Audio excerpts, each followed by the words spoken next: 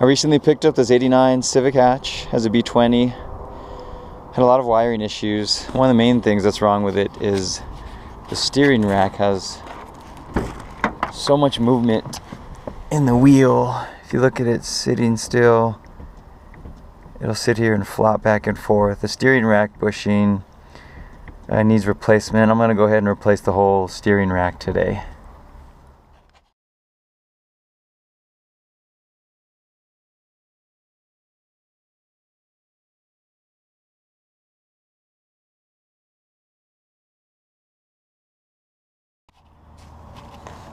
I ended up buying this ball joint separator from Harbor Freight, about $20, $19.99. Seems to work very, very well. I used it on the passenger side already.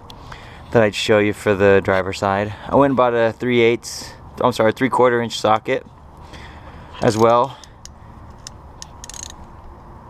So it fits on here perfectly instead of having to use an actual wrench. It's a lot easier with my ratchet. When you're doing this, make sure you undo the nut, but leave it on there. So that way when it does pop it loose, the tie rod end just doesn't go shooting straight up. Just seems to be a little more safe because it's kind of scary once it does shoot out. And it's going to make a loud noise once you get to the point where it does pop it loose as well. Let me see if we can get it going here.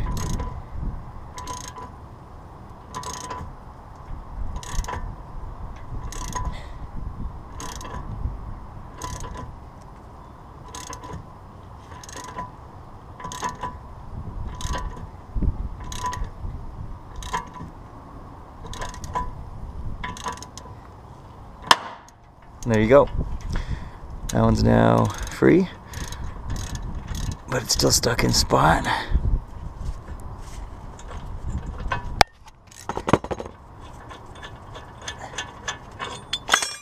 Now you just take off the nut. You can pull that one out and separate it. I was wanting to get at replacing my rack end bushing, but I don't know if you can see it in there. Mine is non-existent. So the rack and pinion has all of this free room, so whenever I turn the wheel it would kind of slide back and forth, and one of the main reasons why this car has such a crazy steering right now.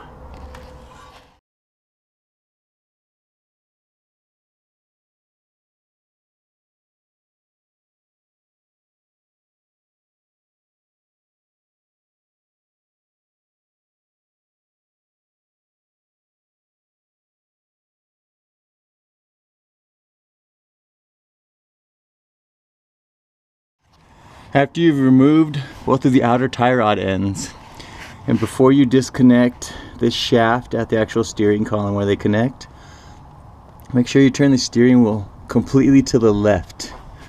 When you do that, it pulls this tie rod end all the way in, and it gives you enough room to be able to wiggle it out and down. Now I can just kind of spin it freely and slide the entire assembly out. And if you look, this is the rack end bushing. Well, lack thereof, rack end bushing that isn't in there, which seems to be a problem in a lot of these cars just because they're old. And this is it's the one I'm going to be replacing it with. Of course, it still has both boots and the rack end bushing, of course, there. So that should take care of a lot of my problems with the steering on this vehicle.